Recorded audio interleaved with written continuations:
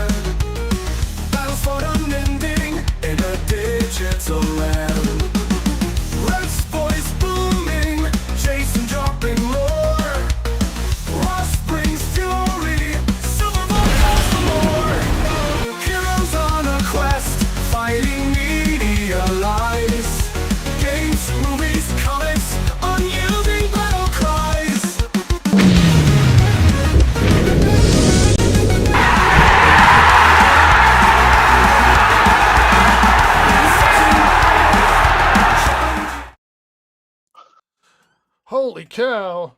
We all kept stumbling in at the last minute. It's the DG did it. Podcast, episode 84. 4? It's on screen, and I still hesitated. I was like, is that? Yeah, it is. I think it's right. I'm so confident. So confident We and know what we're doing. self-assured. Once again, it's the Rhett Show featuring side characters sort to of cast of others. my main story. He is the main character. Well, look, you guys could have as much involvement as you want to, but it comes down to me to drag all this together. Probably, yes.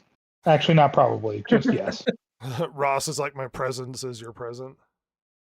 That's right. You're lucky I even showed up. I am here, bask in my glow.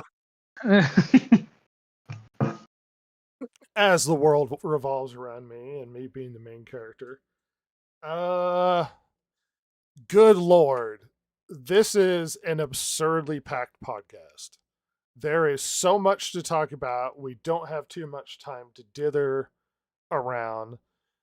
So quickly, Silver has joined us back from the dead. It's always worth to do this. It's a good thing we hired that necromancer. She's here. Right?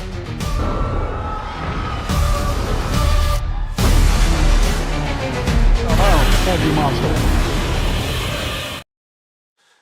It's the horror of Tokyo, the terror of my life, the person I will destroy one day. It's Silver. How was school? That's great. That's fantastic. I love it. Love it, everybody. This is just perpetual Silver whining. Life is hard. Yeah. Just end me now. Buck up, okay. Buttercup. No. Yeah, I mean, honestly. Ross is in the middle of moving. How's it going there, champ? Oh, just great. I'm coming to you from Bluetooth headphones and my phone, so I apologize in advance for the terrible quality. Well, But you're my here. microphone and computer are in a box, so You're here. I made it. Jason? Yeah, made it. So I was playing that game Death's Door, and I up stuff about the games I'm playing to try to figure out how to best make my way through the game, and I found out kind of an interesting thing that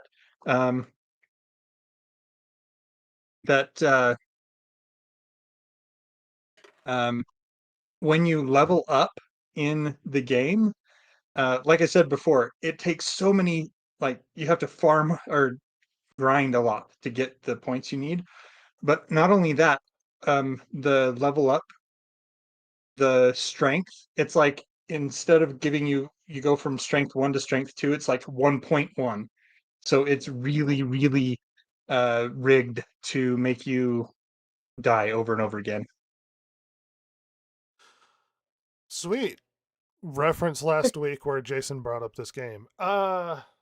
We have absurd amounts of stuff to go through. We don't need to dither on the stuff I've been on. So a few things really quickly. First of all, we missed Robert Redford's passing last week. Yeah. Rip in I've peace. never been a huge Robert Redford guy, mainly because Me either. I don't like the Sundance Film Festival, and that was his thing, and I'm glad it's moving somewhere else. That being said, he is Um, iconic to Hollywood and classic picture, and sympathies to his family and everything, because of course they're watching. But it's always a bummer when somebody passes, especially with his big role he had in Hollywood. So yeah, it's a bummer. Yeah. Couple of he had a couple of really iconic movies. The Sting is Yeah, the only one that comes to mind right now. not iconic to me. Jeremiah Bush Johnson. Cassidy, Sundance Kid. Yeah, it's just not iconic to me. So whatever. So it doesn't matter. No, but Well, I Red thought is I'd the bring main it up. character. He's, Yeah, exactly. I am the main character. He's important to Hollywood, and it's worth bringing up. He did an annoyingly. I don't know if you know the story of Hachiko. It's like the famous sad story of the dog that waited The for dog? his master outside a station in Shibuya in Tokyo. Mm-hmm. Robert Redford did I think it was Robert Redford, unless it was Richard Gere. If not, I'm going to blame it on Robert Redford. He did Fair enough. a redo of that movie that somehow now there's a white guy involved in it, and it's like, all right. No, I love that, and there should be. We are the best. So He's like, there he you finds go. the dog and takes it home or something, and it's like, no, the point is Oh the my dog is God. sad because it's waiting for the anyway. Mhm. It was Richard Gere. Well, like I said, I'm blaming it on Robert Redford because he's passed. Well, yeah, obviously it was and because of him I that they have made no that movie. shame.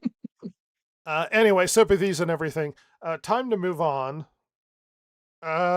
Also, so I'm going to explain this really quickly.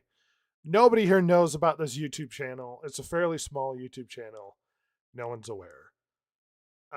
There was a period of my life when I got really into classic video games and collecting and stuff. I didn't have any money, and there are quite a few channels that do game collecting. You sort of go through the nostalgia with your past, and you try and keep the stuff that you had that was fun, and maybe eventually get onto YouTube and some of the early YouTube stuff. Talked about classic gaming like AVGN and Pat the NES Punk and all that sort of thing. And Mhm.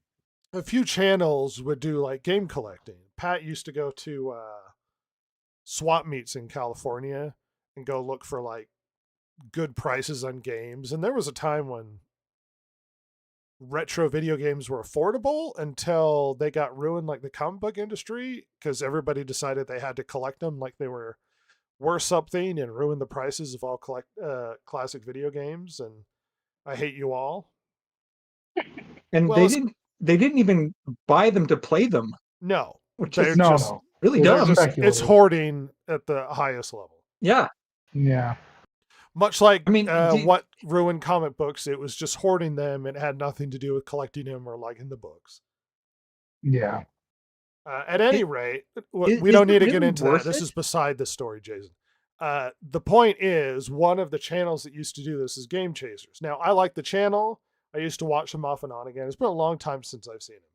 About 3 weeks ago, one of the main guys, the main host on the channel named Billy, released a video where he was having some weird health problems, and he went to the hospital and they found out there was a tumor, and they took out a Oh, wow. chunk to test it, and he recorded a video kind of not looking great, talking about how he couldn't move half of Oh, his geez. body.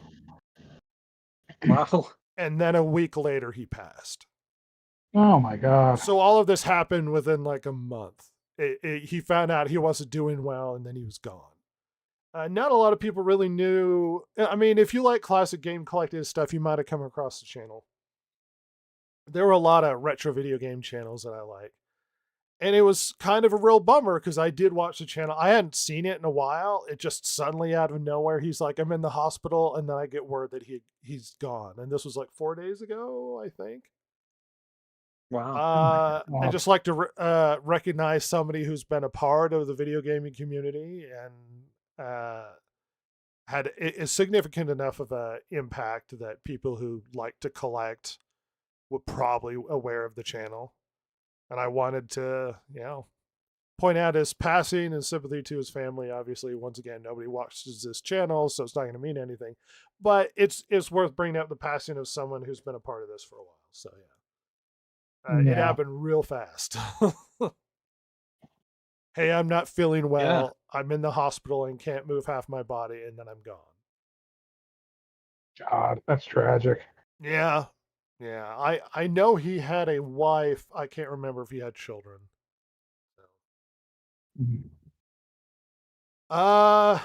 Moving past that, some maintenance from last week. We had a big discussion about Jimmy Kimmel. I actually thought it was a really good discussion. I monologued like crazy, but we covered a lot of information, addressed a lot of the ins and outs. So if you were wondering what was going on with the Jimmy Kimmel situation, I recommend going back to the last podcast to find out what was going on. One bit of maintenance I would like to address. I might not have... I cut that part. What? I cut that part where we talked about Jimmy Kimmel, and I posted it to our YouTube channel. Oh, okay. Oh, good. One thing I would like to address that I might not have emphasized as much as I could have, even though I did say it was a possibility. It seemed very unlikely to me. And in fact, all indicators seem to point at the fact that ABC was knee-jerk reacting to the bad news, especially related to Charlie Kirk, and we're pulling Jimmy Kimmel because him suggesting it was someone of his ilk that committed it, the act, was very bad for PR. I recognize, and we talked about extensively, the bullying from the Trump administration and whether or not it had any effect on him being removed. It happened so quickly, it seemed very unlikely the Trump administration played any role in any of it. The only thing I would like to concede, however, is that we don't know for sure with conversations behind the scenes. So it could be possible, though it seemed very unlikely at the time, the Trump administration bullied them into censoring Jimmy Kimmel. I would just like to clarify, it doesn't seem like it, but we don't know if secret communication behind or what the motive of ABC was. But to be fair, ABC makes its own decisions whether or not they felt that the FCC was threatening them or not. It was still ABC's decision. It's important because everybody cried censorship like insanity. Right. But he's back on the air now, isn't he? Well, Jason, we haven't gotten there yet. We're moving along. So, everybody claimed that Jimmy Kimmel had been fired. Right. Which everybody knew was not true because he had been suspended. That's how stupid this all was. And lo and behold, 6 days later, but really less if you don't count the weekend. Yeah. Jimmy Kimmel was back. I think it was on like a Tuesday. Yes. Despite all of the threats of boycotting, despite all of the threats of going after ABC, canceling Disney Plus subscriptions, a bunch of different people being paid by Disney who were Hollywood celebrities saying, hey, everybody boycott ABC because ABC is owned by Disney. Yeah. He comes back on. Now, to be fair, in the meantime, before he got back on, some things happen. One, somebody actually shot at an ABC station because of the canceling of Jimmy Kimmel. God. Ugh.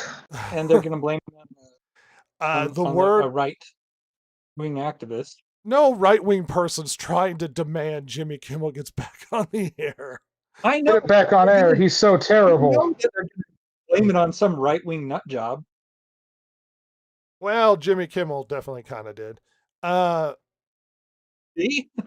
Well, apparently Bob Iger was paranoid because of the shooting, and there are some rumors that behind the scenes he received a lot of pressure from executives as well as celebrities to get Jimmy Kimmel back on, which might have been part of the motivation. Also, people threatening murder and shooting at the building also might have made him paranoid that, hey, we better put Jimmy Kimmel back on the air. As I don't know opposed- why that Oh would my make you God. paranoid. Well, you know, What's going to happen in like 2 months when they decide that it's not viable financially to keep Jimmy Kimmel on the air, and they decide, you know what, we're going to cancel him now I think the with Hollywood, nothing going on. I can't remember who it was, if the Hollywood Reporter or somebody else, had an article that said that apparently the best thing to happen for your ratings is to be canceled by Donald Trump, because they were pointing out that Colbert got a bump in ratings and Jimmy Kimmel got a bump in ratings. I saw people all over my local Reddit subreddits and whatnot going, oh, is everybody going to watch Jimmy Kimmel tonight because he's going to come back? Is everyone going to come back and support it? I was like, who cares about... They This is the most important thing, Rhett. Well, right, and they turned it into a cause. Is just a bad comedian. But needless to say, he came back. Which doesn't sound like Donald Trump attempting to cancel Jimmy Kimmel was very effective. Because people decried this being horrific censorship. The worst thing to happen to America, the downfall of civilization, Jimmy Kimmel being suspended temporarily by his employer, who can suspend him for any reason. And the paranoia, we're going to go over what he had to say. The paranoia I just want to say, insane. like, go ahead. Didn't we mention on this podcast, like, you know, he could just be on the air again tomorrow. Like, we don't know. If it's just a suspension, like, who knows? Yeah, I'm pretty sure that we mentioned that at least once. Yeah, so it's, and, oh, well, yeah. Not that, you know, we were the only ones ever saying that, but, you know, maybe if you... Right. We are obviously not emotionally attached to Jimmy Kimmel being on the air, so maybe if you take a step back and a deep breath, you'll see things a little clearer, everybody. Breaking. So he came back, and of course, he used the opportunity to have a monologue. Now, I'm not aware if any of you have seen this monologue. We have not. I think I've seen bits of it. There's a link in the doc for you to watch along, and we're going to watch and sort of respond to this Jimmy Kimmel's return. So as long as everybody's joined me, Montezuma's revenge. and those at home will be able to watch, I'm going to skip ahead. I don't want to delay too much. Everybody's opened it up, correct? I'm trying. I'm on my phone, so it's a little slow. But you could just go ahead Ross will without do me. his best. We'll try. And it's important to react to exactly what he said as opposed to me paraphrasing, so that we can respond to how well things had gone for old Jimothy. And the craziness that's been involved. This has been the dumbest story, I have to tell you. He's just a talk show host. There's only two of us here. Silver? Hold on, I'm struggling. Just Just open up the video. There's a link in the Hold doc. on. I'm struggling. Ross is on his Struggle is phone. real.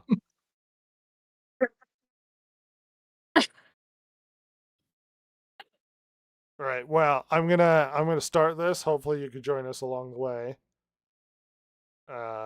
Start. Tell you, if the government gets in the business of saying, What you we can and don't can't like say. what you, the media, have said, we're going to ban you from the airwaves if you don't say what we like. That will end up bad for conservatives. I don't think I've ever said this before, but Ted Cruz is right. He's absolutely right. Which is correct. Not just for conservatives, but for the country, the federal government has no business banning anybody or involving themselves in trying to censor anybody else privately. In fact, it would be against the Constitution. I don't think that's what happened here. But he's not. going to imply that it is, or at least claim that. Maybe he'll claim it outright that that's what happened. That's all of us, including him. I mean, think about it.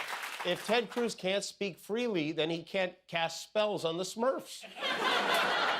Even though I don't agree with many of those people on most subjects, some of the things they say even make me want to throw up. It takes courage for them to speak out against this administration, and they did, and they deserve credit for it, and thanks. Which is also a magnanimous thing to say. Those who said it's I wrong, don't. but he's also still implying. I'm controlling it, by the way. He's also still I was going heavily to say, yeah. implying that the administration is what got him suspended, which is not true. Yeah. Yeah. Telling your followers Yeah. that our government cannot be allowed to control what we do and do not say on television, and that we have Correct. to stand up to it. I've been hearing a lot about what I need to say and do tonight, and the truth is, I don't think what I have to say is going to make much of a difference. If you like me, you like me. If you don't, you don't. I have no illusions about changing anyone's mind. But I do want to make something clear because it's important to me as a human, and that is, you understand that it was never my intention to make light of the murder of a young man. How genuine do you think this is? Not very. He's getting emotional. Do But you I- think it's about He's Parker's- Actorman. Well, look, I mean, look, I'm very jaded, but you know, okay, all right. I mean, I mean, maybe he I is. kind of have the but, same. I kind of have the same take as well. I mean, maybe he is being genuine, but it's very hard to think to. It's very hard to reconcile what he said originally with what he's doing now. It's like he got a slap on the wrist. Now he's back on television, and you know he's not even apologizing for what he actually said. He's saying, I didn't mean to make light. And it's like, you didn't make light. What you did was you blamed this on motives that were proven false at the time that you said them. So you lied. And you can't come out and say, I'm sorry, I misspoke at least. You know, that would be the bare minimum. Like, I recognize that the information that I gave in my monologue last time, that was incorrect. The correct information I should have given is this. That would seem much more genuine, at least, than this, where he's like, Mhm. I didn't mean to make light of somebody getting killed. As far as I know, you didn't. What you did do was lie. Let's continue, and then we'll readdress that again. I don't think there's anything funny about it. I posted a message on Instagram on the day he was killed, sending love to his family and asking for compassion, and I meant it, and I still do. Nor was it my intention to blame any specific group for the actions of what it was obviously a deeply disturbed individual.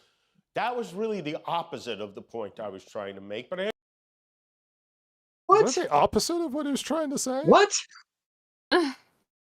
You literally said Yeah, it was a right? MAGA a person that did this. You literally blamed a right wing, or at least you attributed right wing motivation to the person who did this when it was demonstrably false. Do you notice something? I don't know if you've picked up on it there, Ross. No. Tell me. Do you notice he's never used the word sorry? It's kind of one of those, I didn't mean for you to take it wrong. Yeah, it's like the joke from Family Guy where Brian can't apologize to Stewie. Well, He it keeps almost throwing feels it like back on him. like a bad relationship where it's like, it's not that you're sorry, it's just, I'm sorry you're reacting poorly. Exactly. I'm sorry that I made you feel that way. But he doesn't even say the word sorry. It's this weird Exactly. securitous. Like, I'll rewind slightly just so you can be aware he never addresses it or apologizes. Difference. If you like me, you like me. If you don't, you don't. I have no illusions about changing anyone's mind. But I do want to make something clear because it's important to me as a human, and that is, you understand that it was never my intention to make light of the murder of a young man. I don't think there's anything funny about it. I posted a message on Instagram on the day he was killed, sending love to his family and asking for compassion, and I meant it, and I still do. Nor was it my intention to blame any specific group for the actions of what it was obviously a deeply disturbed individual. That was really the opposite of the point I was trying to make, but I understand that to some that felt either ill-timed or unclear, or maybe both. And for those who think I did point a finger, I get why you're upset. If the situation was reversed, there's a good chance I'd have felt the same way. I have many friends and family members on the other side who I love and remain close to. I heard somebody make the joke that sounds like he's going, I have black friends, sort of thing. Yeah. Yeah. Therefore, it's okay for me to say something. I'm razzing him. Come on. I don't need to belabor it. So he's making an apology. The charitable... But he's not. Well, the charitable view of this would be he seems emotional and the emotion seems genuine, but he gets emotional easy and got emotional when Trump got elected. If he was sorry for what happened, he would say the word, but he's not. Right. He doesn't ever apologize. I don't know what he's so sad about. Is it because of his suspension or because of what he did?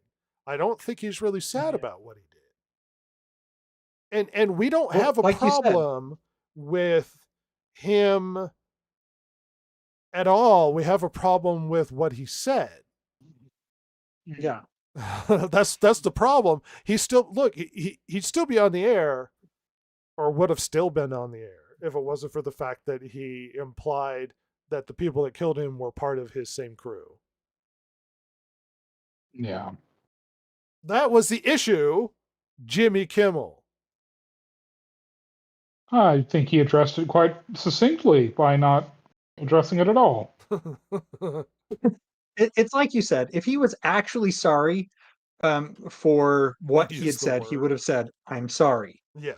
This seems like him saying, I'm sorry I got caught, as opposed to I'm sorry for actually what I did.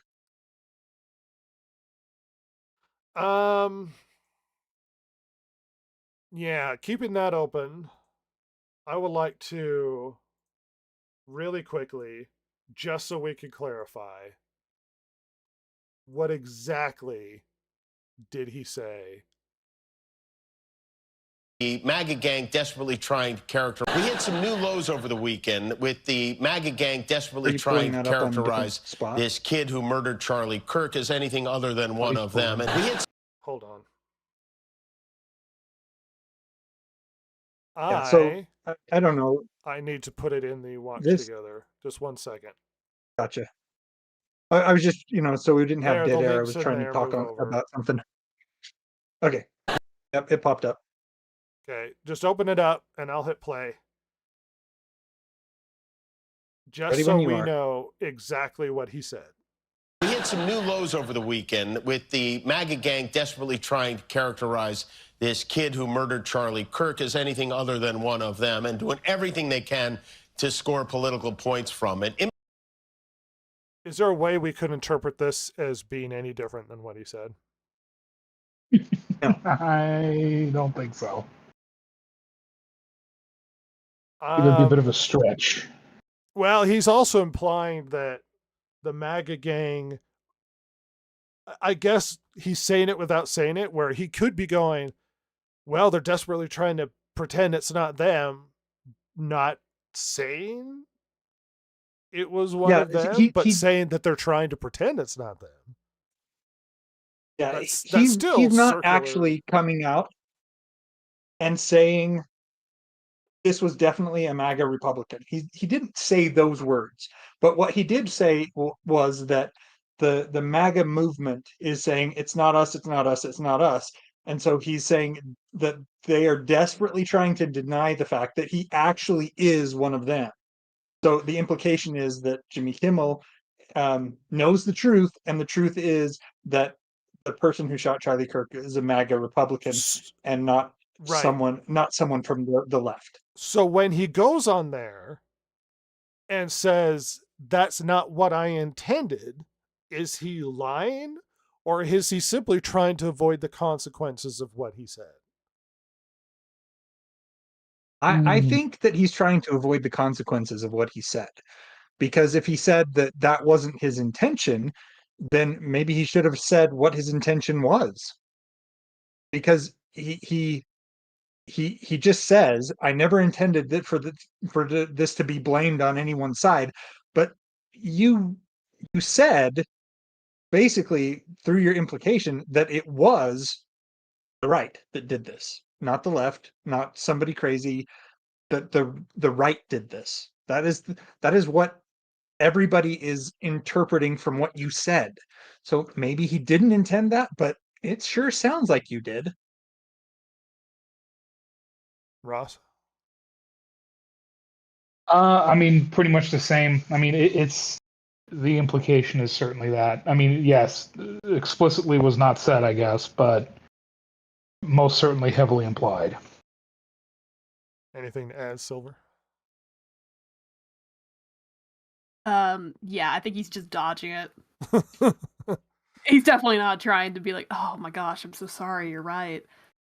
No. You're trying to avoid repercussions. He goes on to talk about censorship and how horrible Trump is and the government. Gosh. Suggesting that Trump, the reason why why this is a problem is because the president can't take a joke. I've seen your monologues. You don't make jokes. I watched quite a few monologues from Jimmy Kimmel.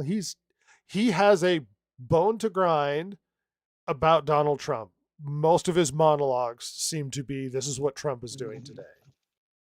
And it could get exhausting, especially even if you don't like Trump. It's exhausting to hear about Trump constantly on a late night talk show. He has an axe to grind, and he does it constantly, which is fine.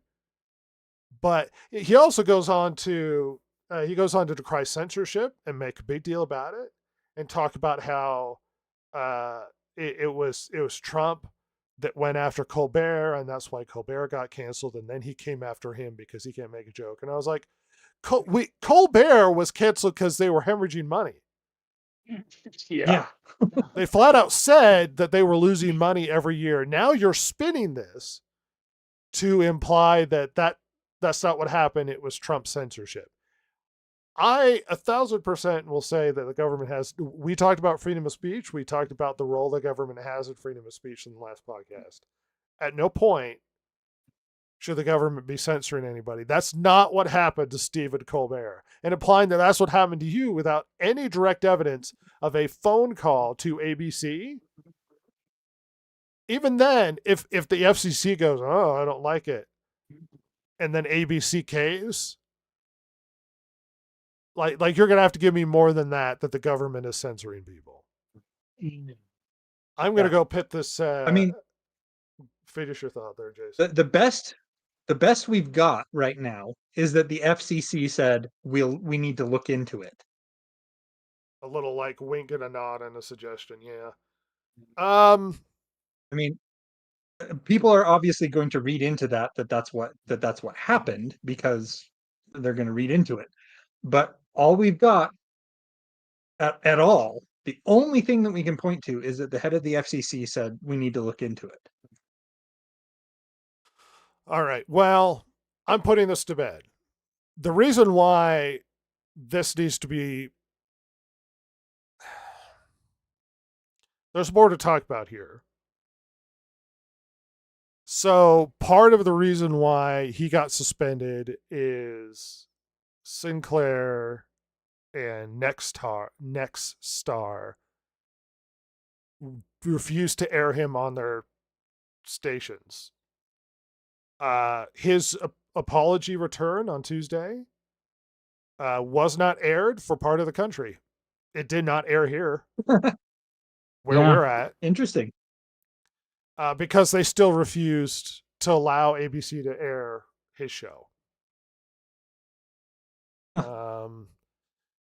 Eventually, Nexstar caved in and allowed his show to come back, and then Sinclair afterwards. A bunch of stations implying that apparently Sinclair and Nexstar played chicken and lost, and that Jimmy Kimmel ended up winning. It sounds like the Trump administration was so bad at censoring Jimmy Kimmel that not even the so-called conspiracy where they were preventing the merger from going forward could prevent them from allowing ABC to continue to air it, and then eventually caving in so that Jimmy Kimmel show could go back online. By the way, the merger went through regardless. So I don't know how you can maintain the narrative. Chuck went up for the little guy. Well, I don't know how you can maintain the narrative that the Trump administration censored him when everybody has now allowed him back on, and even the holdout studios that didn't like it are now airing his show. The week after, supposedly the Trump administration was wielding 1930s Germany-style government hammer to destroy the great victim of Jimmy Kimmel, who's not funny and has bad viewer numbers. By the way, for those claiming that him canceling Colbert got him more views, it got him a bump, and then it settled back down again because nobody watches Colbert. Yeah. I was gonna say, the thing is that if he got a bump from being canceled by Trump supposedly, what would have happened is if it was steady numbers and it was going up, they would have uncanceled the show. Possibly. Since they're still canceling it, it didn't affect their bottom line at all. Anyway, the blackout is over. Jimmy Kimmel's back on the air. Everywhere. No longer being blocked by anybody. It looks like the censorship was unsuccessful. Which sort of brings up the bigger point of censorship. The government being involved in censoring freedom of speech is completely illegal and should never happen. I am consistent on this across the board. The reason why this is really important is nobody should be able to dictate who could say what or when. My problem is Jimmy Kimmel cheered when Tucker Carlson was removed. He joked about Roseanne being removed. and none of them gave a damn. None of them. And I wonder I'm supposed why. to pretend that this is the worst censorship and evilest regime of totalitarian dictatorship that we've ever seen, ever in the entire world. Trying to rally around Kimmel and pretend that he's some sort of martyr and victim to the point where you people are shooting at ABC. And I'm supposed to pretend that this is the worst censorship that has ever happened. You know what weirdly happened this week? The Judiciary Committee, through extensive amounts of requests of information and going after Google over many months, has finally got some direct information that, yes, the Biden administration used Google to censor people they didn't like on YouTube. Oh my gosh. Used the Biden administration directly demanded Google through YouTube ban thousands of accounts that they didn't like.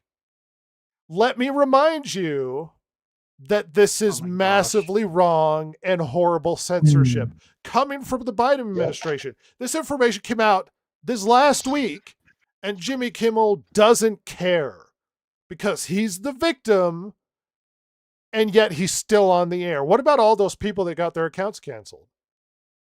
What about them? Yeah. Well, and the reality is he would have to admit, if he talked about it, he would have to admit that his side did that. Right, because this Not is evil drum flirt. This is a ball game, and my side good and your side bad. Yep. Yeah.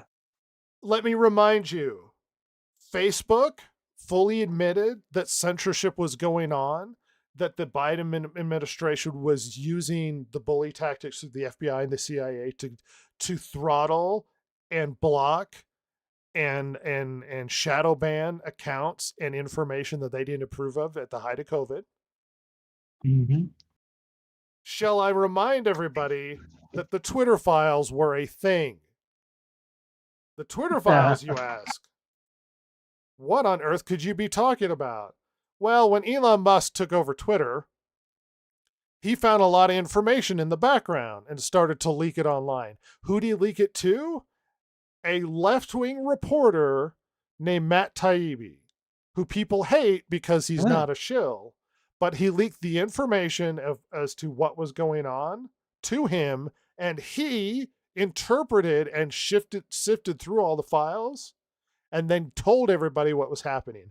We learned the Biden administration was not only dictating to Twitter who could be shadow banned and who could be canceled because of information they didn't like being spread, that Twitter was having a weekly meeting with members of the CIA and the FBI when it came to information and accounts on Twitter. This is the government going after private citizens over freedom of speech. Mm-hmm. And I'm supposed to pretend that Jimmy Kimmel was destroyed and that freedom of speech and all that we love and the nation is collapsing because a great dictator has taken over. And this is the worst thing to happen to this nation. When not only do we know what happened with Twitter, we know what happened with Facebook because Mark Zuckerberg flat out said it was happening on Facebook. Now we have leaked information about Google where the Biden administration was telling them what accounts to block on YouTube. And I'm supposed to be upset that Jimmy Kimmel couldn't speak for a few days because his ABC decided he should be suspended for passing lies about a murder. That's the worst thing to ever happen. They've been censoring people on the other side of the aisle for years now, and this is the worst thing that's ever happened to America. But bad comedian can't make joke. Do you get the feeling, because it feels this way to me, that now that the left is no longer in power, that they are crying out about what they did and projecting it onto the right. because they're like, well, if we did it when we were in power, they must be doing it too. Maybe. I don't think freedom of speech is a left-wing value. I think they only I don't think it decry is freedom. either. I think they only decry freedom of speech when it's suppressing speech they approve of. But when it's suppressing speech that they disapprove of, they think it's fine. I have never been inconsistent on this issue. It's wrong. If it was happening to Jimmy Kimmel, which it doesn't seem like it was, it is wrong. Yeah. It's also wrong when it was happening to conservatives on Twitter, on YouTube, on Facebook, and all the other places we don't know about. Because they thought that we were threats and they had to shut people up. They were meeting with the CIA and the FBI who would just give them account names that they would ban. Twitter kept telling us that shadow banning wasn't a thing until they got to the files, and it absolutely was a thing. Right. It just feels that the left is saying to themselves, we were doing all this stuff. And now that we're not in charge anymore, our opponents, they must be doing it. So we're going to start shouting about it because obviously it's true. Because we did it, they must be doing it too. Maybe, but I don't think they actually care. I think they only care about freedom of speech when it happens to them. I don't think they give a damn about freedom of speech. They're not necessarily crying about it because they are concerned with injustice. They're crying about it because they want. I think they genuinely think there's injustice. You don't think if you don't think there's injustice, you don't run over to ABC and start shooting at the building. You actually think the new Yahtzee regime has returned. This is actual paranoia. Yeah. They actually think injustice has occurred for Jimmy Kimmel. Well, right. I guess that I mischaracterized it. I guess that maybe, yeah, they definitely believe that there is injustice. And I guess, I don't know, it just feels like they're doing it because they did it. So our opponents must be doing it. I understand your point. There might be some aspect to that, but I think by and large, they don't want people they disagree with to speak. That's just it. Yeah. And it only affects them, and they only get emotionally upset and start going, but freedom of speech, when it happens to that. Like, they blew this up to a huge degree. Degree. Oh yeah, it turned Jimmy Kimmel into like Jesus here. He is the martyr of the and it's funny too, because Jimmy Kimmel isn't that great a martyr. Like there are more likable people you could pick than Jimmy Kimmel. Yeah. The problem is that none of them were censored. So, in quotation marks there. You can't see my air quotes. And the Google information came out this week. And I'm supposed to be upset about Jimmy Kimmel. What do you think, yes, Ross? Very. I mean, well, it's the irony of it all. Yeah, I mean, and it's, I mean, honestly, that's been politics maybe forever, but certainly since, 10 years ago. It's just always, it's a team sport. My team can do no wrong. Your team is the worst. And just ignore blatant problems in favor of trying to score points that don't matter. A lot of the blocking on Twitter had to do with, well, they didn't want people to spread misinformation about COVID. They were blocking actual biologists and disease experts from saying things that contradicted the federal government's positions, let alone small channels. And weirdly enough, in response to this, after all the stuff about Google came out, Google started to mass unban accounts.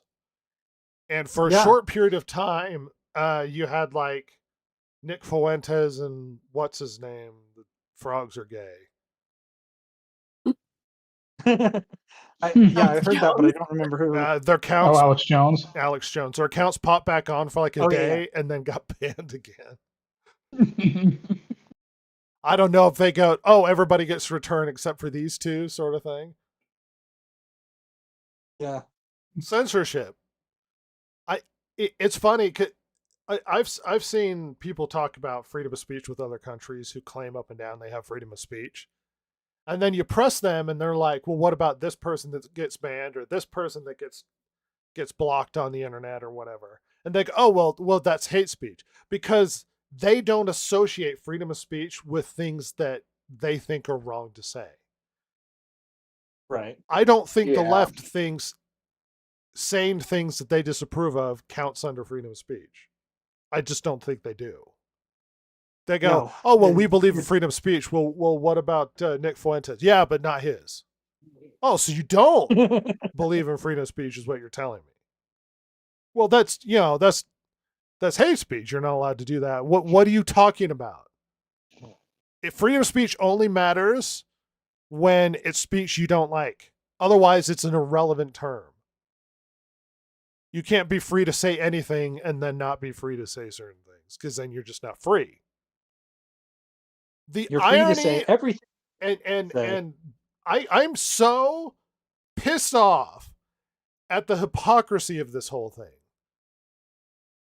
The irony that they have a nerve to not only throw terms and implications that the world is collapsing over Jimmy Kimmel being suspended on ABC over his shitty program. And no one is going to bring up the fact that Google fully admitted that the Biden administration was blocking not just one person, but many, many people. Thousands, according to the release. And I'm supposed to be upset about Jimmy Kimmel. This enrages me. If you're upset about Jimmy Kimmel, Jimmy should also be up there going, and also the Google thing is bad. But he's not, because he doesn't give a damn. Because he's a political hack, and his tears mean nothing to me. He's upset that he was punished. He doesn't care about freedom of speech, because if you care about freedom of speech, you would decry what was happening to other people. He got up there and said, oh, well, I appreciate people I disagree with, like Ted Cruz, who comes out and says, hey, this is wrong, because he likes everybody pointing at the Trump administration as don't do that. He doesn't want to talk about the Biden administration do it because it's the other team. It's wrong when Trump does it. It's okay when my team does it, because my team has to win, because we're the ones that need to make it across the finish line. This is such horseshit, it enrages me. I don't buy that you feel bad. I don't buy it. Yeah. Because you feel bad that you got canceled, but you've got such blinders on that it doesn't matter what's happened to other people you disagree with. As long as it happens to you, then you're upset. You could care less about people being canceled for stuff they say. Well, because what they said is wrong. What you said was wrong. You lied. You lied about a murder and implied it was the other political team that committed it. Of course it wasn't. Yep. The kid went on like porn-related furry video game sites. Does this sound like a MAGA guy to you? He's Absolutely. dating a trans furry. Does this sound like a MAGA guy to you? How about the stuff he wrote on the bullets? Does that sound a MAGA guy to you? Well, you don't care about that. Of course, if it's bad that happened, it was the other guys. At some point, you're going to have to turn and look at yourself and come to terms with the fact that, hey, maybe your side has done some bad stuff. And if censorship is wrong for you, it's wrong for them. You giant piece of shit, Jimmy Kimmel. I'm more upset about the hypocrisy of you not caring about other people being censored than your tears about your so-called censorship. Hey, what you That said wasn't was really kind of scummy censorship. or poorly phrased, but Yeah. sitting there acting like a martyr makes you so much more pathetic.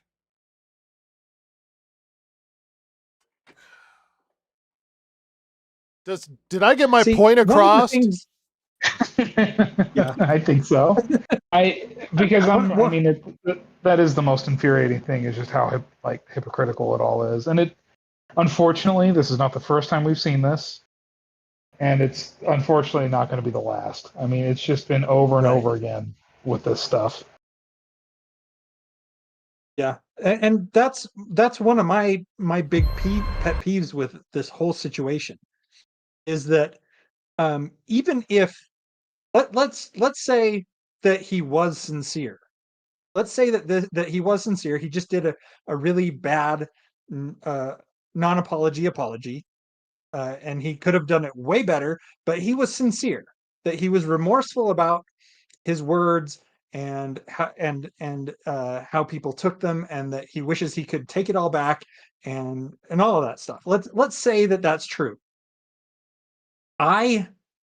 Because of the actions of the left for so long, I just can't take what they say at face value anymore. I'm always looking for the hidden angle Look, that's for what they're fair. trying to get out of it. I'm just going to intervene slightly. I don't think it's fair to point that out, that the left wing is doing this. I don't think it's necessarily fair to lump Jimmy into the left wing umbrella. Just directly say Jimmy Kimmel is a piece of shit, as opposed to he's a piece of shit because he left. He has enough to blame on his own.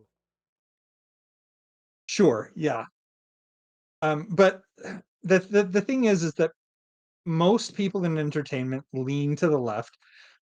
Most people in California and Hollywood lean to the left, and because of all the crap that we've been having to deal with the past, since Obama, really, from the left, it just is so hard to take anything that they say at face value and as sincere.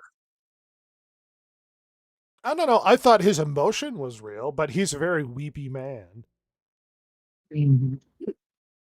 I'm dubious. Maybe. Okay, I mean, that's fair. Silver, what do you think? I don't know if I believe him. I gotta say, I'm skeptical. All right. Very.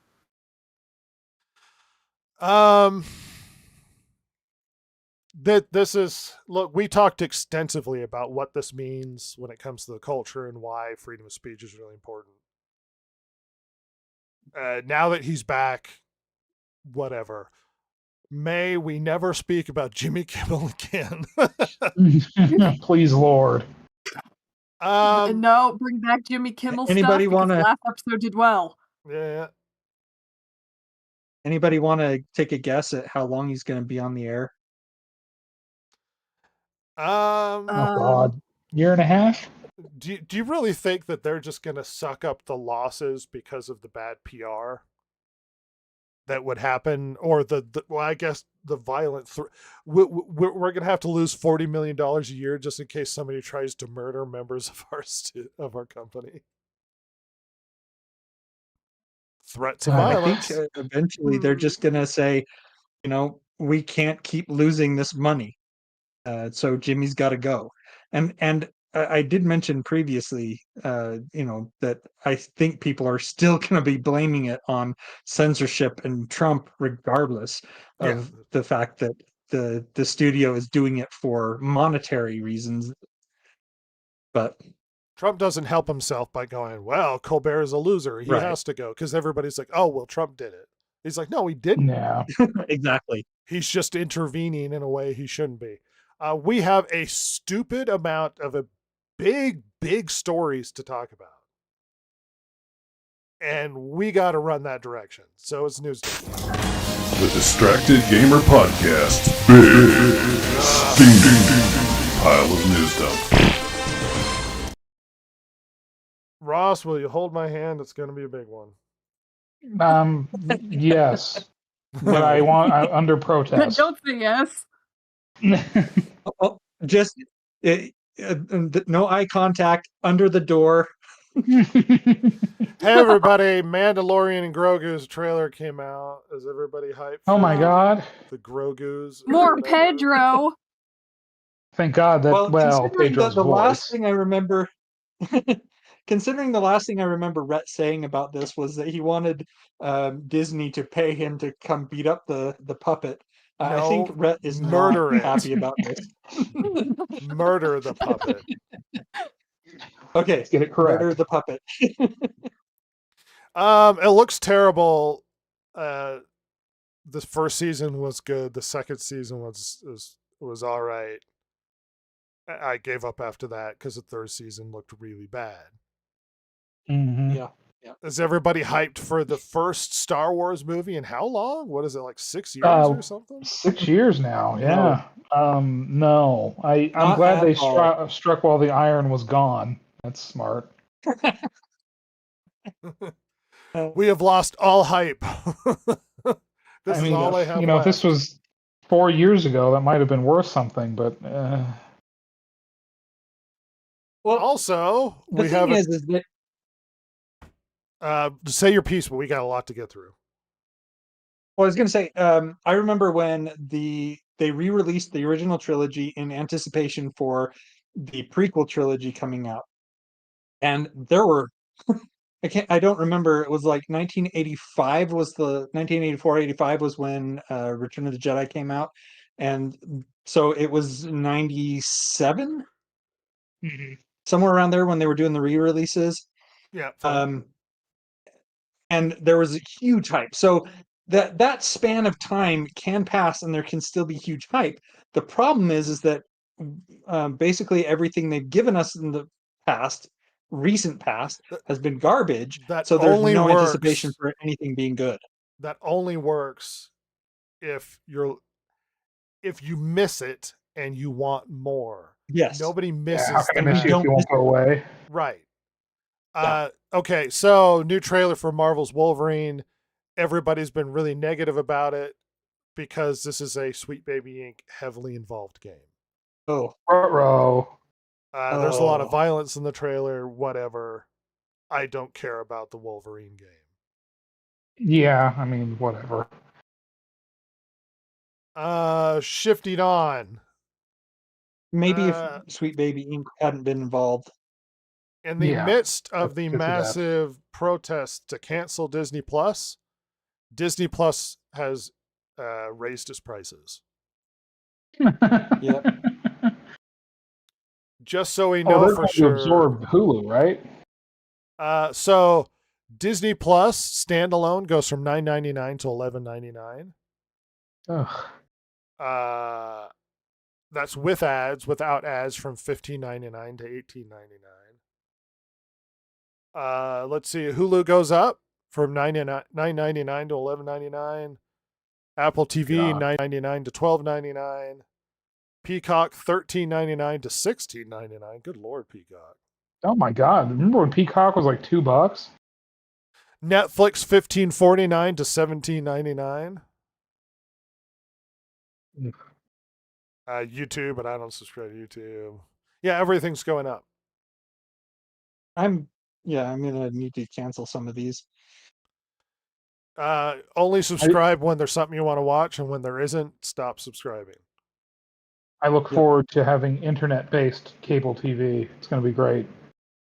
Another major story that not enough people are talking about is the price increases of consoles. Oh, And God. Xbox has just announced another price increase. Again? wow. My God. The launch price, let's see, the launch price of the disc version of the Xbox Series X started at $499, went to $599, and now it's going to be $649. So it is in effect $150 more expensive than it launched at.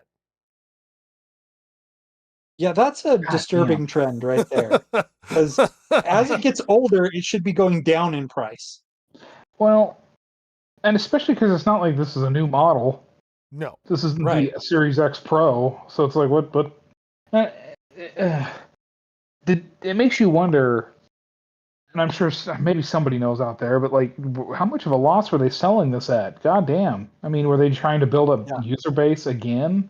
A lot of the belief that the price hike has something to do with the tariffs. Sure. I mean, it could. The Sony console back in August went up at least $50 per console because of the tariffs, and I think the price has stayed that way. But the Xbox console has been just, they must not be selling enough software to offset the loss for the hardware right up the gate. Yeah, clearly. Good lord. And then the whole Game Pass thing, I mean, makes that even more of a fiasco. Yep. All right. From one earth-shattering news to the next, in a shocking turn of events, EA, one of the most hated companies in gaming, is trying to go private in a $50 billion deal. Oh. Wow. And you might go, what do you mean go private? Like Ubisoft might have gone private by being bought out hugely by Tencent, but stayed publicly traded. EA, the massive conglomerate video game company, is going to go private with the involvement of Saudi Arabia's controversial public investment fund, as well Oh as my God. a group of investors, including Silver Lake. Do you know anything about Silver Lake, Ross? No, I know it's a neighborhood in Los Angeles. Not Silver. Oh. Jared Kushner's company. Oh, my Trump, son-in-law, Jared Kushner. Trump is at fault for EA trying to go private. That rules. Saudi Arabia So are and they Jared trying to- Kushner's firm. Are they trying to buy EA back from Tencent? Well, Tencent doesn't own them. No. Tencent owns a huge chunk of Ubisoft. Oh, sorry. You mentioned Tencent, and I got that confused with Ubisoft. So they're basically trying to buy EA back from the investors, so that Yeah. it's now no longer a publicly traded company; it's a private company. Saudi Arabia, in a massive deal, is going to buy $50 billion, as well as Jared Kushner's firm. Enough of the shares so that they can push it private and not be publicly traded, because they'll own so much of the company. You can still own shares, but as soon as it goes private, you won't be able to buy publicly. You have to go buy privately or sell privately, I suppose. Are we getting any implications of why they're doing this? Is it just they think they can make more money this way, or? Well, the previous article, let me open it up. They actually had pretty good speculation as to why it was happening. Let me bring this up. Okay. And this could be happening as soon as next week. Wow. Let's see. A $50 billion deal would go private would be record breaking. And Wall Street Journal states it would likely be the largest leveraged buyout of all time. This follows recent discussions surrounding Ubisoft's potential of going private, but the company restructuring ultimately took a different approach. Let's see. EA has had a contentious track record in the gaming industry, receiving continual barrages of criticism over the past several decades, with a history of shutting studios and extensive use of microtransactions, yada, yada, yada. It's hard to say where a deal to go private could take the company. Going private is often healthy for large corporations, reducing some of the stockholder pressure to deliver impressive quarterly results. This tells me, especially when every new game release has a huge effect on stock price because stockholders get paranoid that the game's not performing. Yeah. And this makes it so that they don't have to be paranoid every new game that the game has to be performing. This also tells me that instead of being worried about stockholder response on the public market, they just have to make Saudi Arabia happy every quarter. Yeah. Which will affect doesn't sound what good. its releases look like. I wonder if they're going to stop bringing in Sweet Baby Inc. Oh, that'd be very likely, yeah.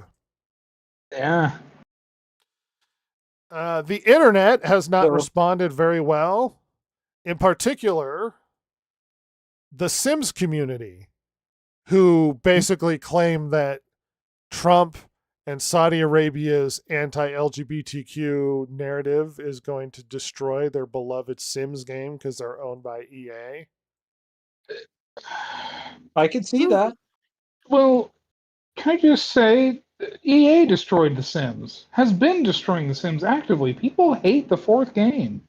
To quote this Twitter account, all those efforts in making The Sims the most exclusive and inclusive and accepting game are falling into deep waters when your money is now going straight in the pockets of an administration that is publicly flogging, jailing, and prosecuting LGBTQ people.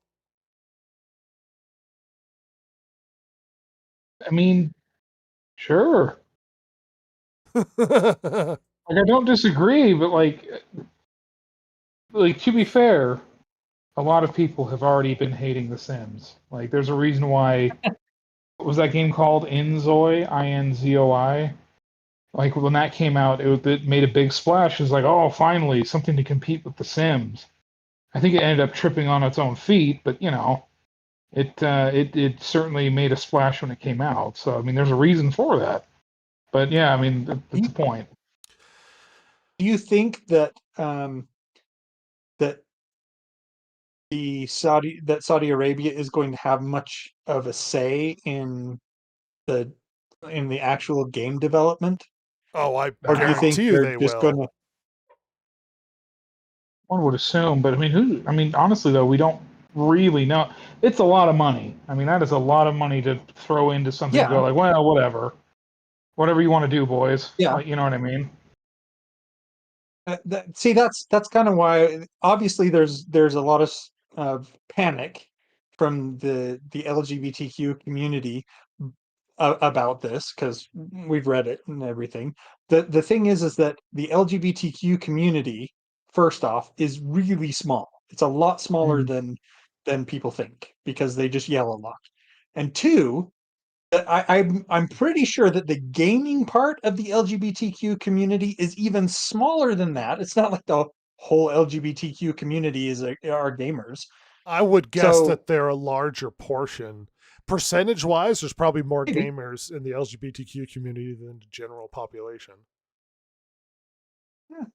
Possibly. Yeah, conceivably, but even then, the community is not very big.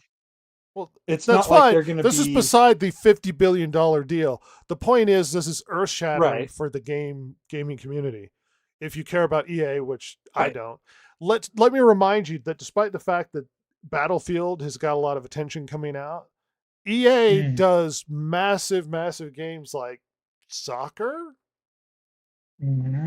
True. which Saudi Arabia might want their finger in.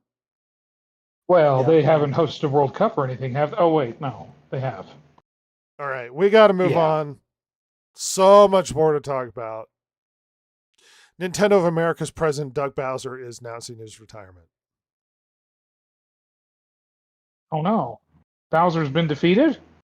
He oversaw Finally, the release. Mario of the, succeeds. he oversaw the release of the Switch 2.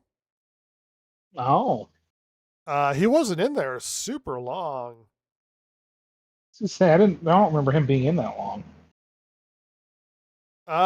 From now on, they should call the job, Bowser of Nintendo America, so that all of them are Bowsers from now on. He is being succeeded. he is being succeeded by what's her name? I would have said something. David Pritchard. Oh, Devin Pritchard. Devin Pritchard. Oh, Devin. Well, they added an ad and suddenly it threw the whole thing I was looking at out, like Thing off. because they just When pop websites in. do that. Now I don't know if you've heard that name before, but a lot of people I have immediately not. responded like, "This is horrible." Devin Pritchard is a woman. It's irrelevant that she's a woman, but immediately everybody's like, "The first woman CEO of Nintendo." It's like, do we Oh, have no. to celebrate every milestone? Really? Yes, we did. Why I'm would wondering, her name be well known? does she have a track record?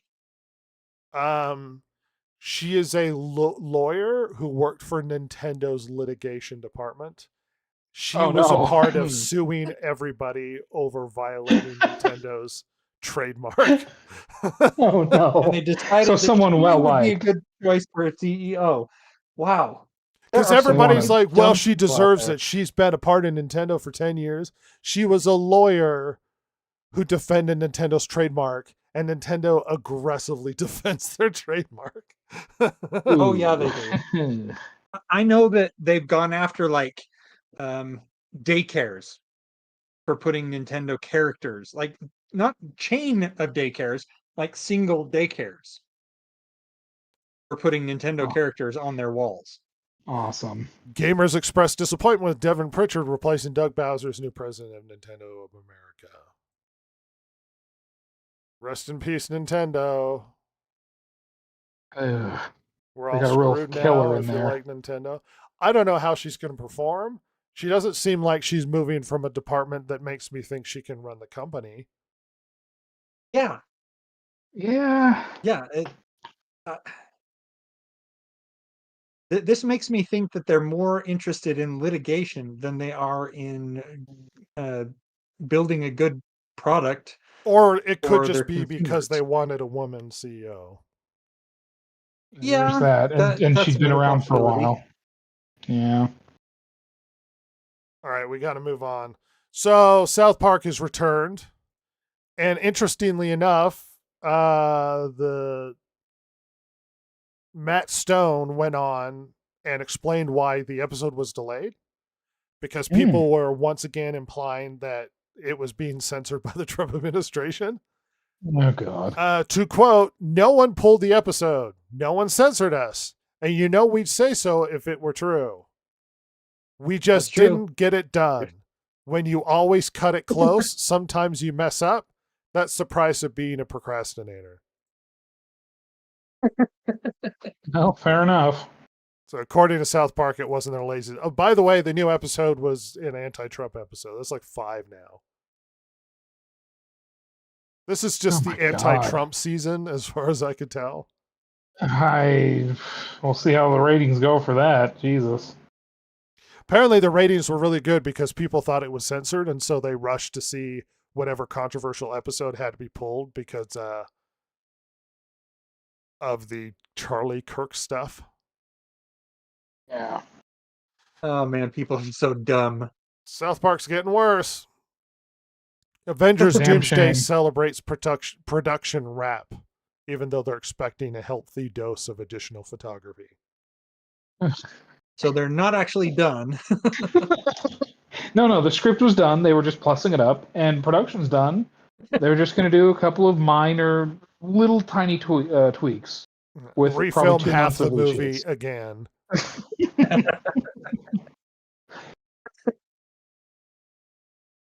Let's get all. Don't you just love it when we get all these red flags right out of the gate?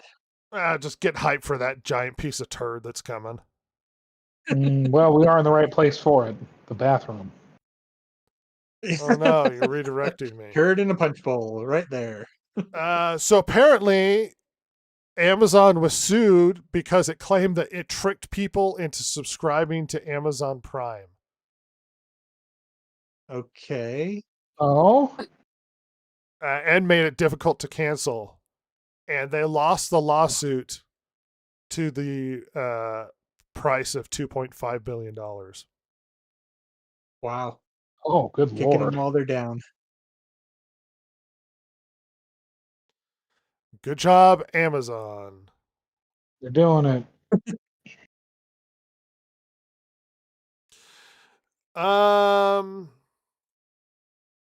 Let's see. Some vile things. So everybody has been talking about Sweet Baby Inc. because of the Wolverine trailer. And just to remind everybody why Sweet Baby Inc. is terrible, member of Sweet Baby Inc. went out of their way to try and cancel a VTuber, of all things. Yep. And then went on the internet and said just horrific things. Also angry that people that Sucker Punch had to fire that one woman. Let's see. I don't think this would have happened if the larger games media world shut down that anti-Sweet Baby Inc. shit on day one. I've beat this drum a lot and will beat it again. I really think this problem has festered since game journalists abdicated responsibility to resist the RW tide in gaming. What do you mean shut down the anti-Sweet Baby Inc. on day? What, you can just control the narrative is what you're telling me? Yes. Everything's a narrative now.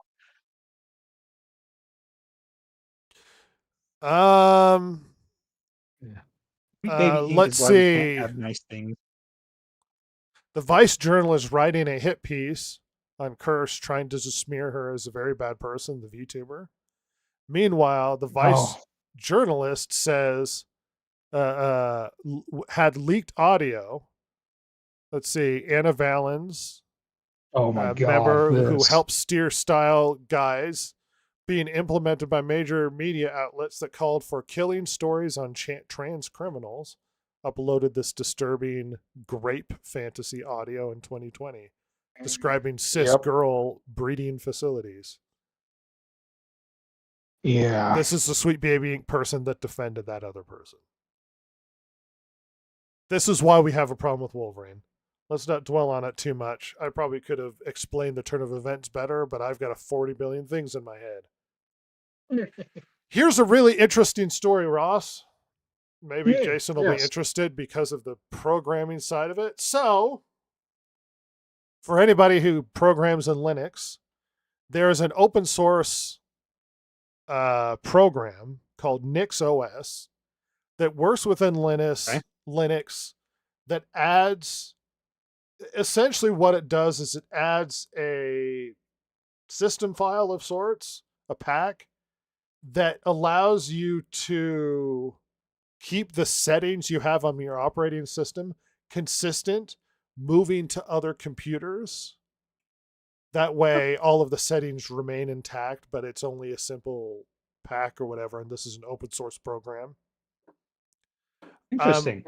Right. So, cool. Because it's open source, they were flooded with a bunch of volunteer people, especially moderators in the forums and stuff. The moderators in the forums took over the forums aggressively, and like a year ago, for some confusing reason when it comes to this NixOS program, this open source program, decided to purge their forums of anybody who is remotely conservative. Oh, wow. Which is confusing, calling them Yahtzees and all sorts of other things. As is tradition. Well, they also started to make some insane demands. No. Let's go down. I don't want to get too deep in the rabbit hole, but essentially what happened is the internal team picks their own mods. So they pick people related to their own ideology. And they got so angry that things weren't being run by the actual developers of the program that they mass shut down stuff, demanding the steering committee resign immediately and new elections be held, and that the NixOS constitution be modified to make electing the elected steering committee accountable to the non-elected moderation team. What? What? What is going on? Now, this could be an hour-long documentary of the drama happening on this open source operating system using Linux and stuff. Yeah. Oh my gosh. Needless to say, this hit my radar, and I was like, I got to bring it up. That the insanity of the moderation team This got is so so bad stupid. that they started to purge anyone related to them on this open source program, and then started making demands of the team that worked on it, demanding that they resign immediately and have open elections when their group are full of non-elected moderation people. That is, Oh my God. I mean, because this has been a thing, right, for the last few years and it was always rumored, and now it seems to be coming to light that more and more like moderating teams on Reddit are completely, like, a lot of them are totally compromised. Yep. And made up of people who are very politically motivated. And this is perhaps one of the most insane ones. Because before, it's like, it always seemed like, yeah, they're politically motivated, but they're kind of fans or just want to screw with the fans of a thing. But it's like, you're... What? Like, this is the first... I mean, they don't take over, like, some sort of Games Workshop-related Reddit and make demands of Games Workshop. Like, they always try to act like they're fans to do that. Whereas this, they're just blatantly, like, fomenting rebellion and then being like, yeah, well, we're holding this Reddit hostage, developer. It's like, okay. And the rabbit hole goes really deep, and it's a fascinating thing to look into. But you're right, this is not that far cry from how many subreddits over all of Reddit or over a lot of other places. That's the problem with moderators, is they're volunteer. And because they're volunteer, you get anybody who enters in and just decides to unilaterally start purging stuff that they disapprove of. And then when they hire more moderators, they internally pick people that agree with them until you have a moderation team of a bubble of people with political agendas. And it could be the most innocuous thing, like a Linux open source program with a hostile takeover from the moderation team. God, what a weird world we live in. It's pretty weird. Anyway, I thought it was really hilarious. Hey Ross, one of my favorite stories of this week. I love this story. Are you ready for this? I'm very ready. People firebombed rapper Ice Cube's tour bus because he thought it was related to ICE, the government group. Red, listen, you don't have to like Photoshop a whole fake headline, all right? Like, you I don't have to, video. Okay. Oh my God. And the van just said Ice Cube on the side, and they're like, Ice? Excuse What me. idiots. Oh, this isn't the video. It's not playing. Oh, here we are. There's his van on fire.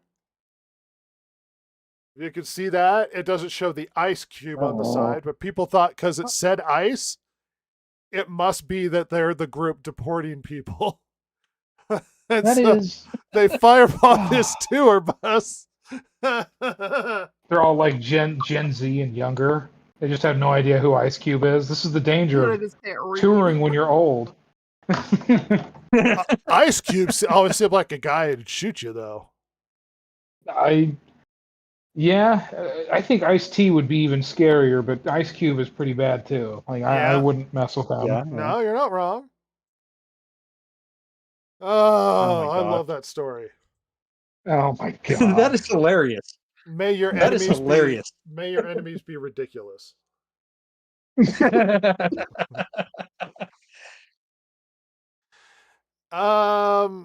Tokyo Game Show happened. There was an absurd amount of announcements that they showed up for. I'm gonna let Jason surmise it really quickly, so this isn't a 4-hour podcast. So there's been a couple of big ones that they were talking about. They're doing, unfortunately, a lot of what they're doing is remakes. So they have Gungrave Gore Blood Heat. It's a remake of the 2002, 2003 I've game. heard of Gungrave.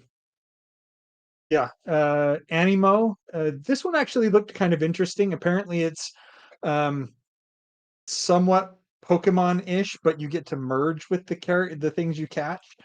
It's supposed to cost a Double lot of Dragon money. Revive. It's supposed to cost a lot of money, and apparently, they claim it's supposed to be free to play. So, Yeah. Oh. Double Dragon Revive, so we're getting a Double Dragon game. There's a weird one. Apparently, the Hitman World of Assassination, you partner up with Bruce Lee. they've had weird crossovers before. This That's is true, the first but one. is this like a time machine? He's dead. Yeah, I don't know. Monster Hunter 1, 2, and 3. 3 has been announced, and 1 and 2 are coming to Xbox next month. We have, let's see. I've played a Ninja lot of Gaiden Sudden 4. Strike, so I'm the only one who would care about this, but Sudden Strike 5. Anyway. Ninja Gaiden 4. They showed some stuff on that. The game launches in October. Hey. I actually quite Microsoft like Flight this Simulator. Dragon Quest 1 and 2 remake. I'm kind of into that. Yeah, the 1 and 2 HD remakes. We've got Microsoft. A couple of interesting things. They have Microsoft Flight Simulator and was it Forza Horizon 6? Yeah, it's going to Japan for the first time. Yeah, yeah. I like those Forza. are going to Japan. Yeah. I like it. Fatal Frame 2, Crimson Butterfly. It's getting a remake. Terminal Brigade. Oh, there it is. Forza Horizon 6. But yeah, I mean, Call of Duty Black Ops 7. That one is also getting a couple of Tokyo maps or Japan maps. One is going to be in Saga Tokyo. 2. Yeah. Age of Mythology, Heavenly Spear, Mistfall Hunter, Star Sand Island. Those are kind of the Xbox announcence. There's also a 007 First Light that came up there. No, it unfortunately not a lot of these actually look great. Dang it, it jumped. Here's on me Dragon there. Quest. I'm on the Let's see. PlayStation one. Yeah, PlayStation 1 was kind of sparse. Onimusha. I'm ready for the return of Yeah, Onimusha. It's been a long time. It's called Way of the Sword. It looks impressive. Seven Deadly Sins Origin, that's based on the anime. Apparently there's this, I don't know why this one is a huge one. It seems really indie. I Miss My Friend Studio Fishbowl. I can't even tell what the name of the oh, it's called This Fishbowl. is just because she has Vestigio or whatever that is. This is just for Vitiligo. PR. Vitiligo. Yes. Yeah. I pronounce it correctly. Meteora looks like it might be fun. You race meteors. Isn't that the name of a Linkin Park album? Yes, it is. Oh. But like I said, the PlayStation 1 seemed really sparse. Capcom had a big one. Just the highlights. There were, well, right. They had several games. Onimusha, Resident Evil Requiem were some of the big ones. Mega Man, Star Force, Street Fighter, Fighter. What is that? I can't even read that. It's Resident Evil Survival Unit. Those are some of the big ones there. And then, of course, Monster Hunter. Okay, you missed a few things. Let me go find his stupid article. All right, another one of my favorite stories this week. Okay, Kojima, his studio had two announcements. One, because he's no longer part of Metal Gear, he's coming out with a tactical stealth game. That's not Metal Gear, but probably basically is. It's white man with big leather jacket, and all the Kojima nerds are like, "Oh man, he's showing Konami." And because they canceled PT and fired him, he's now coming out with a horror game that's kind of a Silent Hill or whatever called OD. Oh my god, he's such a hack. No, Sorry. this isn't even my favorite part of his recent stuff, Ross. So Okay. I'm gonna read you some stuff. For OD, I wanted to go around all over the world where there are scary kind of places. I want to scan a ghost for the first time, and I want to get an award for that. What? What are you talking? Kojima, sweetie? What are you talking about? Speaking through a translator, Kojima went on to explain that there was supposedly a ghost in one of the rooms scanned for the game, and he suggested that subsequent cracking noises in the studio's building may have been the spirit following them home. Maybe the ghost was Not there, but she's no longer there anymore. But anyways, that's why we went to a shrine together with Microsoft to make sure that we have a safe build of the game. With Microsoft? What? They took Microsoft employees with him to clean the game of spirits so that the game isn't cursed. What the actual fuck? You know what my favorite part of that is? What? The cracking in the building was just temperature changes in the building itself. Ross, a Exactly. ghost What followed them home. Sure, yeah. Which one? Who? He had to get the game copies cleaned at a shrine. Oh my And god. he took very confused Microsoft in the room with us employees. now. Very confused Microsoft employees had to join them as a Shinto shrine purge the game of spirits. He also went to He's very spooky clearly places. on drugs. He went to spooky places like Baggins or whatever his name is Oh, Zach Baggins, yeah. to try and find evidence of ghosts so he can win an award. Oh my gosh. I hate Kojima so much. What a fucking idiot. And I love him at the same time. Like, I'm glad there's just this lunatic out there. Like, the only reason I hate him as much as I do is all of the sycophants that just ball wash him constantly online. But, like, you know what? You should waste investor money like this, Kojima. It's great. Genuinely, this is very fun. Yeah. This is hilarious. He traveled around to spooky places trying to find evidence of ghosts. Oh my god. Because that has everything to do with game development. Well, exactly. And you're making what? A game? Oh, okay.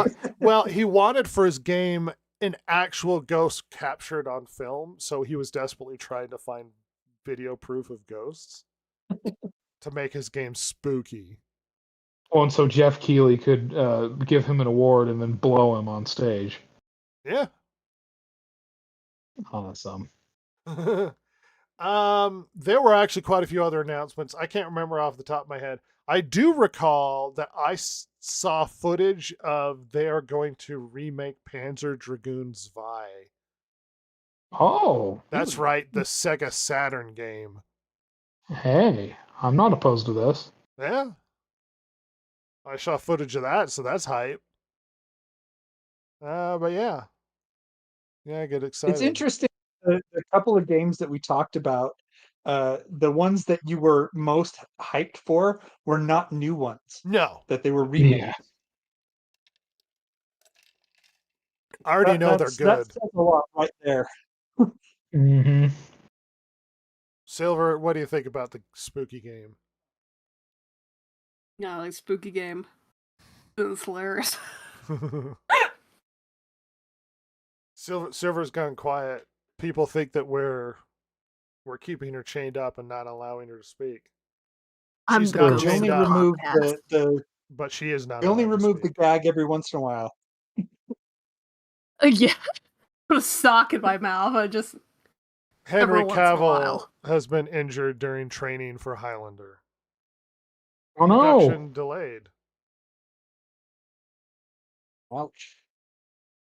There can be only one. Injury on set. Does he have to fight? Does he have to fight Lambert? Hey, guess what? Christopher Lambert. Yes. Tom Holland was injured on Spider-Man. Oh no. Filming has Yeah. stopped. He suffered a concussion. These movies, they're dangerous. Yeah. Ross is turning into Jewish Ross. Oh my god. Someone sue. Now, I don't know how many of you know what Savant is. I heard that it got scanned. So but that's about Savant it. is a... Oh my gosh, I'm sneeze. I'm allergic to Bless you. bullcrap. Bless you. That's right. Why haven't you been sneezing more often then? It's internal. I keep it in like Vince McMahon. I have to control it. So Savant was going to be a prestige TV series that was going to air on Apple TV.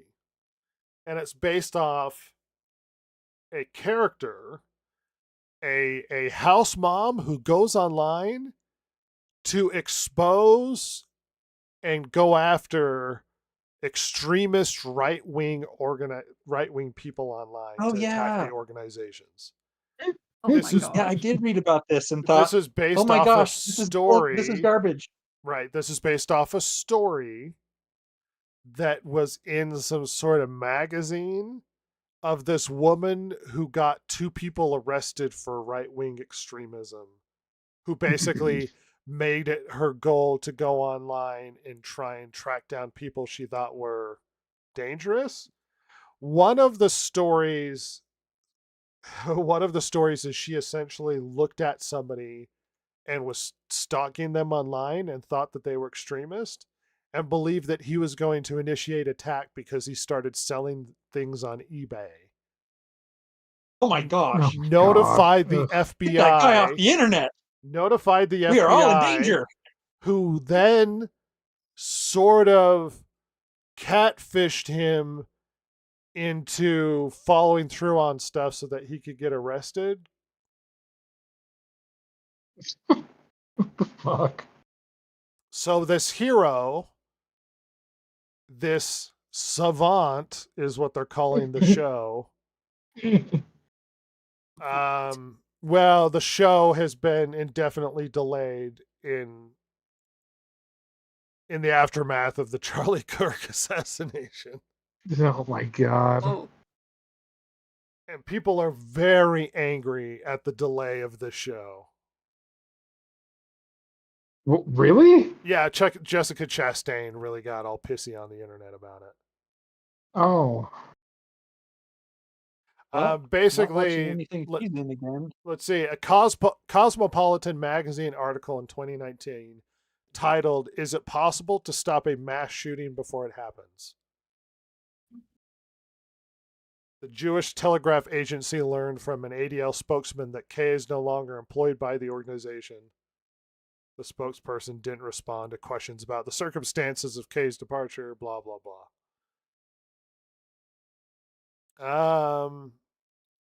Yeah.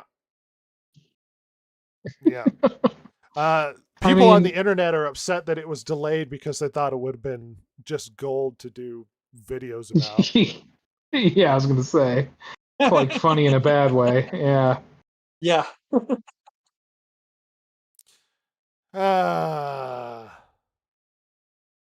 So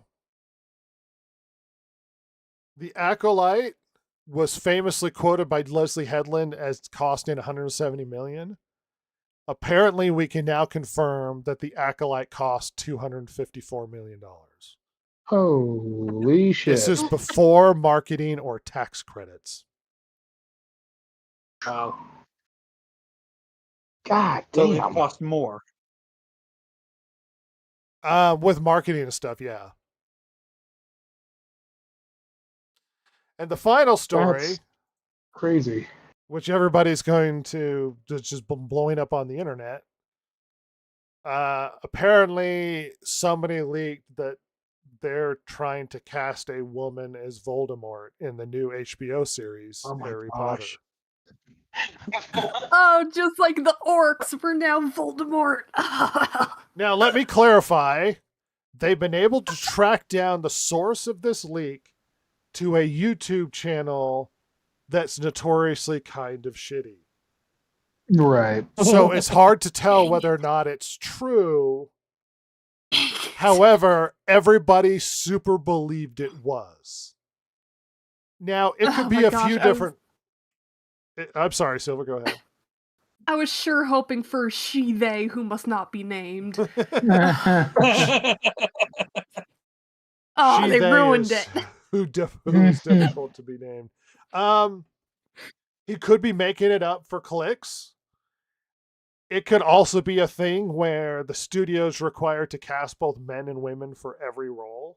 So it could be true in that regard, even though they don't intend to. It seemed mostly clickbait, but boy lord, did the internet just freak out. The thing is, everybody kind of thinks this could be possible. If they're going to do a Black Snape, they super could do a female Voldemort. I mean, honestly, yeah. Exactly. They're already not respecting the source material. So it's entirely believable that they would go and say, you know what, Voldemort is going to be female now. The fact that it's a villain makes it less likely that would happen. It's much more likely that they would say, you know, we need Harry Potter to be what the Harriet Potter. And if it's going to be a villain, it's going to be a white guy. No, yeah, of course, exactly. Naturally. But the internet definitely freaked out about it, at the potential of a girl Voldemort. I mean, I'm game. I don't like Harry Potter anyway. I don't care if they honor the source material. The source material sucks. Red says burn it down. Let's go scorched earth on this one. Scorched earth on the things I don't like. Yeah, any of these major stories could have been an entire podcast, but just all of it happened at the same time. Mm-hmm. Silver, what do you think about the events of tonight? Any article, any story that stood out? Still upset about Jimmy Kimmel, your favorite late night talk show host? Oh, yeah. You know, I was an avid watcher of Jimothy Kimmel. What a tragedy for a guy. Yeah. Biting. You heard it here first, folks. From Silver. I was gonna sarcastically say great guy, but even I couldn't. Nah, he's not that. Nah. I wish Voldemort was a female at this point, because my gosh, that would be hilarious. I honestly, I'm interested in the spooky Kojima game because he's looking for ghosts. That was funny. I'm more interested in the game now than I was before. Ross? Do you think he's actually serious about that, or do you think he's just serious. doing it to... Yes, absolutely. He's a lunatic. I mean, the man has been working in the Western game industry for 20 plus years. Can't speak a lick of fucking English. I 100% believe it. He's a lunatic. And honestly, that's my favorite story tonight. Oh, me too. Kojima going full unhinged awesome and story. full petty. And I know it won't, but I really want it to blow up in his face. But it won't. I mean, the Ghost game, great. I mean, yeah, get a real ghost in the game. That's awesome. Just be insane. Just reminds me that Norman Reedus talking about filming Death Stranding stuff. Just he'd be like, he's like, Kojima would sit there and be like, okay, you were holding a baby, and you're emotional, and you're holding the baby, and you're sad. Now look up, and there's strands everywhere. There's strands, and you're afraid. And Norman is like, I don't know what he's saying, but I guess I trust you. So he's just going through emotions and he doesn't understand anything that's going on. Oh, it's amazing. Just the absolute gibberish that falls out of this man's brain. It's amazing. Kojima thinks he's a savant and desperately wanted to be a film director. Yeah, he wanted to be Coppola 2.0, the Japanese Coppola. Instead, it's just hammy and confusing video games. It's really over the top. Kojima. You know, he has enough money now to like take film classes and learn how to direct, and he could totally go that way with his life now. He carved out a corner where people believe in what he does. If he makes a shitty movie, he can't go back. If he makes confusing video games, they think it's deep. Yeah, exactly. Yep. Jason, reflections on the stories. You have a favorite? What about EA and their going private and massive earth-shattering news for that? It's weird that they're going private. I guess it does make sense in that they're trying to get away from the stockholders and having to kowtow to them and make sure that they're happy. But it's weird that they've changed one overlord for another. It's not like they're actually going private and now it's like, oh, we only have to satisfy ourselves. It's now we have to satisfy Saudi Arabia and Jared Kirchner. Yeah. And on the one hand, it may be good for gaming because maybe they'll say, okay, we can't bring American politics into this. We just have to make good games because we've got the Saudis breathing down our necks. But at the same time, it could be that we get games that only people in Saudi Arabia would like. Let's say firebombing of Ice Cube's bus.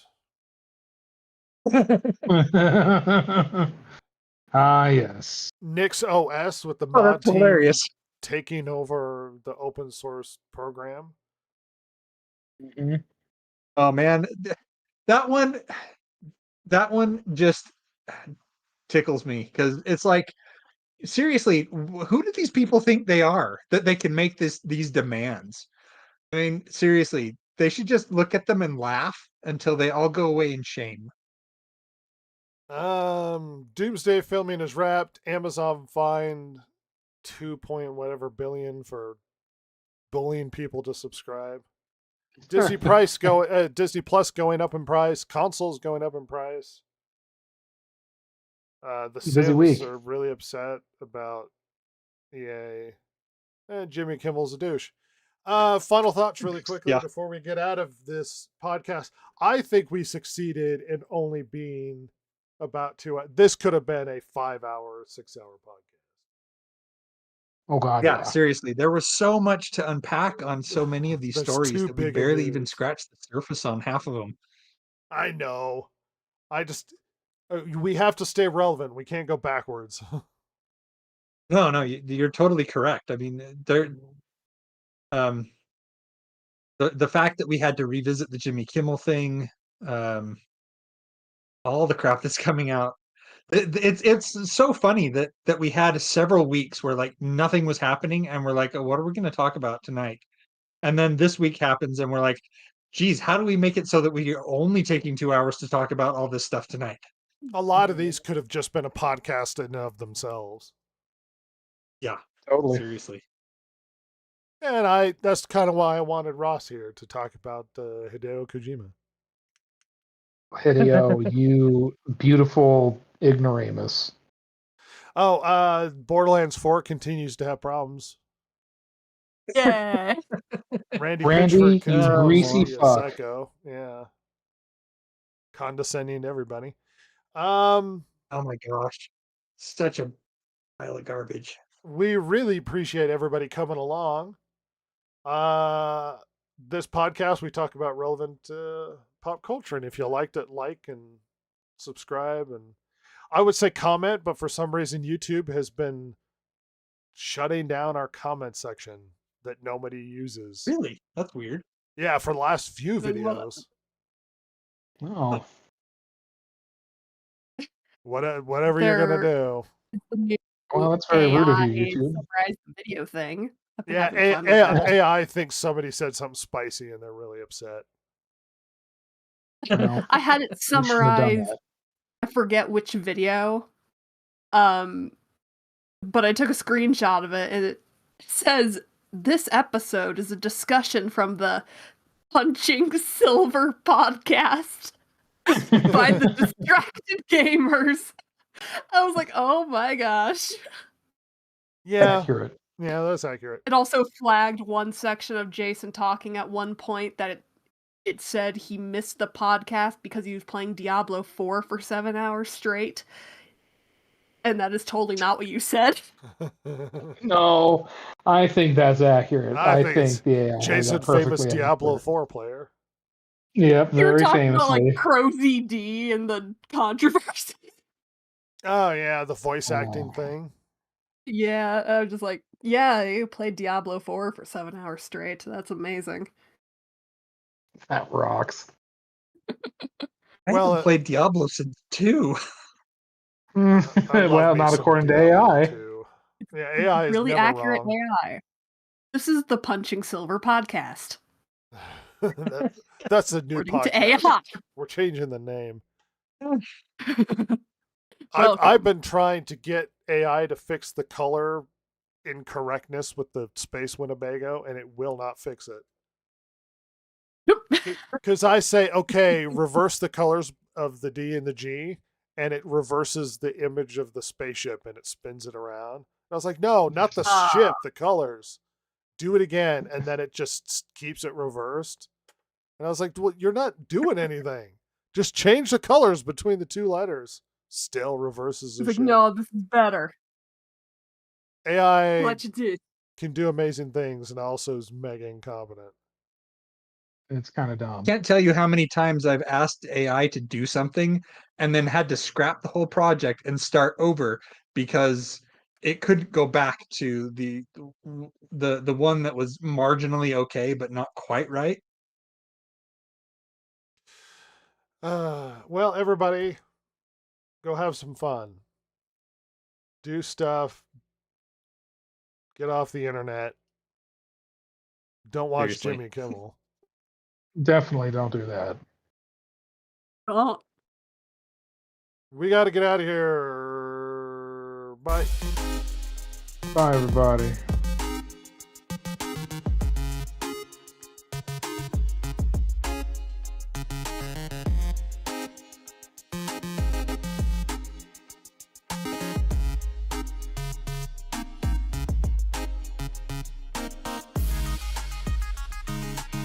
If you like the show, follow Rhett, Jason, Ross, and Silver, the world's most lethally stupid internet personalities, on Twitter at DG Podcast or on Instagram at Distracted Gamers.